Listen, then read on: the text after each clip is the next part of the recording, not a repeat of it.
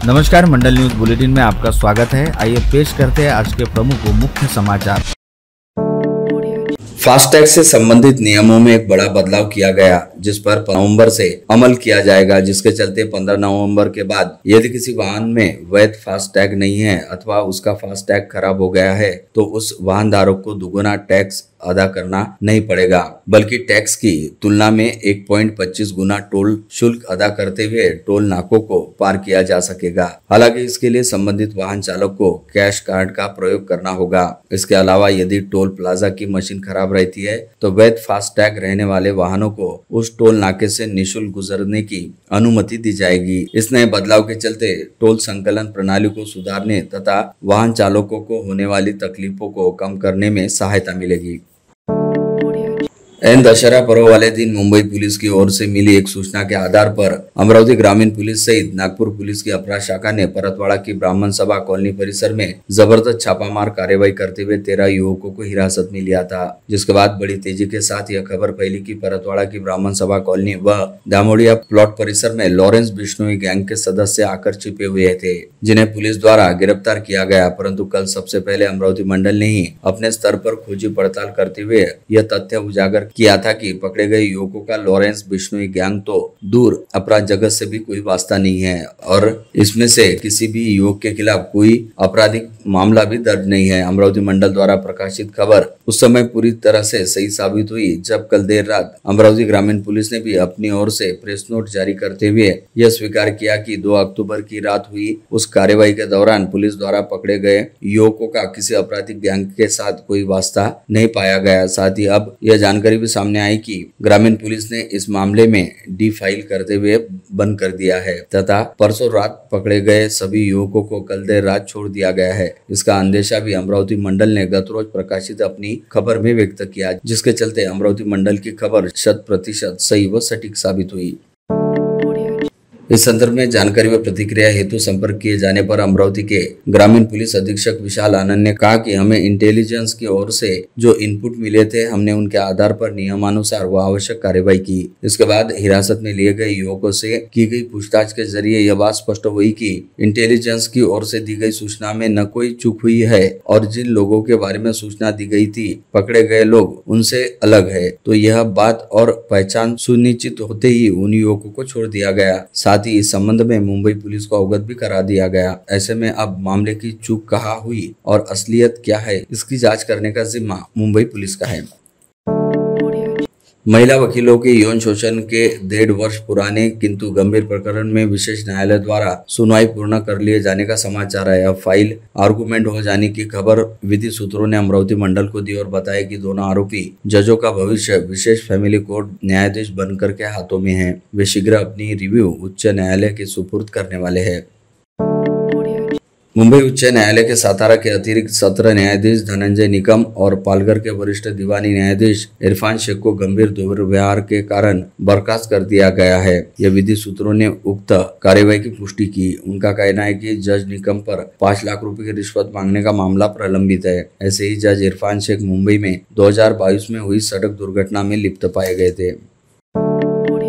अमरावती के cricket keeper बल्लेबाज जितेश शर्मा को ऑस्ट्रेलिया जाने वाले भारतीय टीम 20 में शामिल किया गया, जिससे क्रिकेट प्रेमी में हर्ष देखा जा रहा है। हालांकि अमरावती के खेल प्रेमी थोड़े आशंकित भी है। एशिया कप में भारतीय दल में शामिल किए गए जितेश को मैदान में उतरने का अवसर ही नहीं मिला था, किंतु इस बार कंगारुओं से होने जा रहे 5 मुकाबलों में जितेश को आवश्यक मौका मिलने की संभावना जानकार बता रहे हैं। जितेश आक्रामक बल्लेबाज है, आईपीएल में शानदार प्रदर्शन भी कर चुके हैं।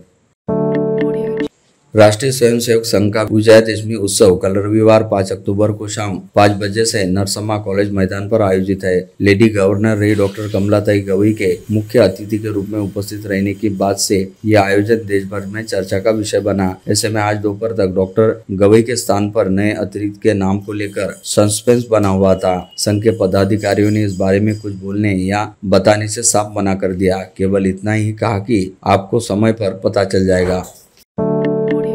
संत गाडगे बाबा अमरावती विश्वविद्यालय के युवा महोत्सव 2025 युवा स्पंदन का आयोजन 7 से 10 अक्टूबर दौरान गणेश दास राठी छात्रालय समिति संचालित केशरबाई लाहौटी महाविद्यालय के आदरातिथ्य में होने जा रहा है। उद्घाटन 7 अक्टूबर को सुबह 10 बजे कुलगुरु मिलिंद बारहाती की अध्यक्षता में मनपा आयुक्त सौम्या शर्मा चांडक के हस्ते होगा। विशेष अतिथि सेवा संकल्प प्रतिष्ठान पलसकेट के सह संस्थापक डॉक्टर चंद्र कुमार पालवे होंगे। इस समय प्राध्यापक कुलगुरु डॉक्टर महेंद्र डोरे, संस्थापक वसंत कुमार मालपानी, संस्था सचिव डॉक्टर गोविंद लाहौटी, डॉक्टर रविंद्र कड़ू की प्रमुख उपस्थिति रहेगी।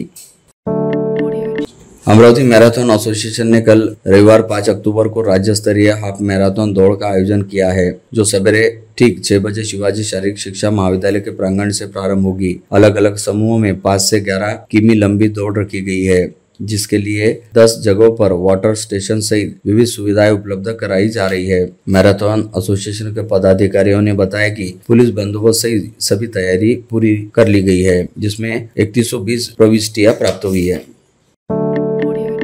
अनुकंपा और एमपीएससी उत्तीर्ण उम्मीदवारों को आज पुनः यह सांस्कृतिक भवन में आयोजित बड़े समारोह में अपॉइंटमेंट लेटर सौंपे गए। मंच पर सांसद डॉक्टर अनिल बोंडे, विधायक संजय कोड़के, विधायक सुलभा कोड़के, विधायक रवि राणा, विधायक प्रवीण तायडे, विधायक प्रताप अड़सड़, संभागीय आयुक्त श्वेता सिंघल, जिलाधीश आशीष चेरेकर, सीपी अरविंद सावरिया आदि विराजमान थे। 400 उम्मीदवारों को एक साथ नियुक्ति पत्र सौंपे गए। उम्मीदवारों ने भी अपनी मनोगत इस समय व्यक्त किए। मनपा प्रशासन ने संपत्ति कर वसूली के लिए कमर कस ली है। वही वसूली लिपिकों की कामचोरी और लापरवाही पर मनपा आयुक्त सौम्या शर्मा ने संज्ञान लेते हुए 31 संपत्ति कर वसूली कर्मचारियों को शो कॉज नोटिस जारी किया है तथा एक वसूली लिपिक के निलंबन का प्रस्ताव तैयार किया जा रहा है। वह एक कर्मचारी का तबादला भी कर दिया गया है, ऐसी जानकारी सूत्रों द्वारा प्राप्त हुई है। अंजनगांव बारी गांव की तथा नागपुर में पटवारी के पद पर कार्यरत स्नेहल विश्वास जावरे ने कौन बनेगा करोड़पति हॉट सीट पर बैठकर विदर्भ का सम्मान बढ़ाया। उसने अपनी मां के त्याग और स्वयं की मेहनत के बलबूते पर यह सम्मान हासिल किया। गरीब परिवार में जन्मी स्नेहल की आर्थिक हालत कमजोर होने के बावजूद उनकी मां ने उनकी शिक्षा में कमी नहीं की। गाँव में पढ़ाई कर 2 बेटियों को अपने पैरों पर खड़ा करने का सराहनीय कार्य उनकी मां ने किया। उनकी एक बेटी वेदिका सॉफ्टवेयर इंजीनियर है, वही दूसरी बेटी स्नेहल नागपुर में राजस्व विभाग में बतौर पटवारी के पद पर कार्यरत है। माँ और बेटियों की यह संघर्ष यात्रा सही मायने में त्रिशक्ति का उद्देश्य है। अग्रवाल समाज अंतर्गत सभी संगठनों ने मिलकर परसों सोमवार 6 अक्टूबर की शाम 7:30 बजे बडनेरा रोड के खंडेलवाल लॉन में कोजागरी पूर्णिमा का उत्सव आयोजित किया। यह जानकारी समाज के पीआरओ संतोष अग्रवाल ने देते हुए बताया कि आयोजन में हौजी गरबा नृत्य, मनोरंजन, गेम्स, स्वादिष्ट भोजन, मसाला दूध की मेजबानी रखी। अध्यक्ष विजय किडिया, सचिव अजय चौधरी, प्रकल्प प्रमुख, महिला व युवा संगठन पदाधिकारियों ने समाज बंधु और भगिनों से अवश्य उपस्थित रहने का आह्वान किया। अन्न व औषधि प्रशासन विभाग के दल ने गुप्त सूचना के आधार पर रामपुरी कैंप में मनपा गार्डन के पास स्थित एक फ्लैट पर छापा मारकर वहां से बड़े पैमाने पर दवाइयों के अवैध स्टॉक को जब्त किया। इस मामले को लेकर एफडीए द्वारा गाड़गेनगर थाने में दर्ज कराई गई शिकायत के आधार पर गाड़गेनगर पुलिस ने 3 आरोपियों के खिलाफ आपराधिक मामला दर्ज करते हुए जांच शुरू की। दर्ज कराई गई शिकायत के आधार पर रामपुरी कैंप में मनपा गार्डन के सामने स्थित एक फ्लैट पर किराए से रहने वाले राहुल प्रताप सिंह ठाकुरानी व विश्वनाथ प्रताप सिंह ठाकुरानी तथा धनंजय अम्बुलकर यहाँ गुप्त सूचना के आधार पर एफडीए के दल द्वारा छापा मारा गया तो फ्लैट में अलग अलग बैग एवं कार्टून में दवाइयों का स्टॉक बरामद हुआ, जिसकी खरीदी बिक्री के बारे में तीनों आरोपियों के पास कोई रसीद या अनुमति संबंधी दस्तावेज नहीं थे। हमेशा ही अपनी लापरवाही व विवादित फैसलों को लेकर सुर्खियों में रहने वाली मनपा अब चोरियों की घटनाओं में भी चर्चा में आ चुकी है। एक कर्मचारी ने कार्यालय में काम करने वाली एक महिला कर्मचारी के बैग से पैसे चुराने का मामला प्रकाश में आया। जानकारी के अनुसार चोरी की यह घटना विगत मंगलवार की दोपहर 2 से 2:30 बजे के बीच बताई गई है। हमालपुरा स्थित अतिक्रमण कार्यालय में काम करने वाले सचिन रामेकर नामक कर्मचारी ने यहाँ काम करने वाली एक महिला कर्मचारी के बैग से पैसे चुरा लिए। यह बात सीसीटीवी में स्पष्ट रूप से सामने आते ही उक्त महिला ने जोन कार्यालय के सहायक आयुक्त को इस घटना की जानकारी दी। वही पैसे चुराते हुए पुख्ता सबूत का वीडियो भी फुटेज वरिष्ठ अधिकारियों को सौंप दिया, जिसके चलते उस कर्मचारी पर निलंबन के साथ ही आपराधिक मामला दर्ज होना तय है। मालटेकली के पास स्थित विगत कुछ समय से बंद पड़े जिला परिषद सभापति के क्वार्टर में 2 लोग चोरी के उद्देश्य से घुसे थे, जिन्हें अस्पताल में रहने वाले कुछ लोगों ने देख लिया और तुरंत ही पकड़कर कोतवाली पुलिस के हवाले किया। पकड़े गए दोनों चोरों के नाम शेख इरफान व तनवीर खान बताए गए हैं। पुलिस के मुताबिक इन दोनों के खिलाफ इससे पहले भी चोरी व सेंधमारी के मामले दर्ज है। फ्रेजरपुरा पुलिस थाना क्षेत्र अंतर्गत रहने वाले एक वकील को जबरन क्रेडिट कार्ड थमाने के साथ ही बाद में उस क्रेडिट कार्ड को डेबिट कार्ड में तब्दील कराने का झांसा देते हुए ओटीपी व पिन नंबर पूछकर उसके बैंक अकाउंट से 92,600 रुपए निकाल लिए जाने का मामला सामने आया। अपने खाते से बिना अपनी जानकारी के रकम कटौती होने की बात समझ में आते ही संबंधित वकील ने तुरंत फ्रेजरपुरा पुलिस थाने पहुंचकर शिकायत दर्ज कराई, जिसके आधार पर फ्रेजरपुरा पुलिस ने अपराध दर्ज करते हुए जांच शुरू की। हाल फिलहाल ही पंचवटी चौक स्थित गर्ल्स हॉस्टल परिसर में विगत सोमवार को देर रात तेंदुआ नजर आने की बात सामने आई थी, जिसके बाद वन विभाग की ओर से मौके पर पहुंचकर सर्च ऑपरेशन चलाया गया था, जिसके चलते परिसर में उस दिन से लेकर अब तक दहशत का माहौल बना हुआ है। जिससे कैंप परिसर में टोमच चर्क के पास एक मादा तेंदुआ दिखाई देने पर क्षेत्र में हड़कंप व्याप्त है। कर्ज की किस्तें बकाया रहने के चलते बैंक द्वारा प्रथम वर्ग न्याय दंडाधिकारी के आदेश पर एक संपत्ति को सील किया गया, परंतु उस सील को तोड़कर 3 लोग उस संपत्ति में अनधिकृत रूप से प्रवेश कर वहां पर रहने लगे। यह घटना नागपुर गेट पुलिस स्टेशन अंतर्गत मोजे तारखेड़ा रतनगंज परिसर में उजागर हुई, जिसे लेकर संबंधित बैंक के कर्मचारी द्वारा दी गई शिकायत के आधार पर नागपुर गेट पुलिस ने 30 सितम्बर को विशाल चंदन पत्रे व श्यामलाल चंदन पत्रे सहित एक महिला के खिलाफ आपराधिक मामला दर्ज किया गया। परतवाड़ा थाना क्षेत्र निवासी सचिन रामबाबू गोरगे गुरुवार की सुबह मोटरसाइकिल से बाजार से सामान खरीद कर लिए जा रहे थे। अचानक टाइगर टी पॉइंट के पास पीछे से आ रही स्कूल बस ने मोटरसाइकिल को जोरदार टक्कर मारी। इस दुर्घटना में मोटरसाइकिल पर सवार सचिन नीचे गिरा और उसके सिर पर गंभीर चोटें आई। आसपास के कुछ लोगों ने उसे उपजिला अस्पताल में उपचार के लिए दाखिल किया, लेकिन सचिन की हालत नाजुक रहने से उसे निजी अस्पताल में रेफर कर दिया।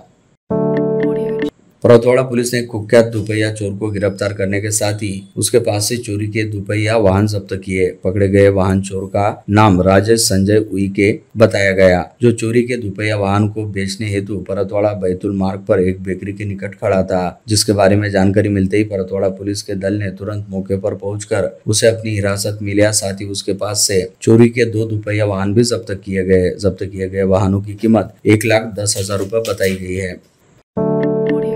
रास्ते के किनारे नादुरुस्त अवस्था में खड़े एक ट्रक से तेज रफ्तार दुपहिया जाकर भिड़ गई। इस हादसे में दुपहिया पर सवार 2 युवकों की मौके पर ही मौत हो गई। यह हादसा वनी कायर मार्ग पर उमरी गांव के निकट विगत 2 अक्टूबर को शाम 7:30 बजे के आसपास घटित हुआ। इन दशहरे वाले दिन घटित इस हादसे के चलते पूरे परिसर में शोक की लहर व्याप्त है। मृतक की शिनाख्त सचिन प्रकाश एलारवार व संदीप विजय चमुलवार के तौर पर हुई है। वनी पुलिस ने इस घटना को लेकर ट्रक चालक के खिलाफ आपराधिक मामला दर्ज किया। रुक्मिणी नगर परिसर निवासी प्रतिष्ठित नागरिक एवं निवारा बिल्डर के संचालक आर्किटेक्ट सुभाष देवीदास भारसाकले का आज अल्प बीमारी पश्चात निधन हुआ। 70 वर्षीय सुभाष भारसाकले अपने पश्चात पत्नी तथा एक बेटा व बेटी सहित बड़ा पूरा परिवार छोड़ गए हैं। उनकी अंतिम यात्रा कल रविवार 5 अक्टूबर को सुबह 10 बजे रुक्मिणी नगर स्थित उनके निवास से निकाली जाएगी तथा उनके पार्थिव पर हिंदू मोक्ष धाम में अंतिम संस्कार किए जाएंगे।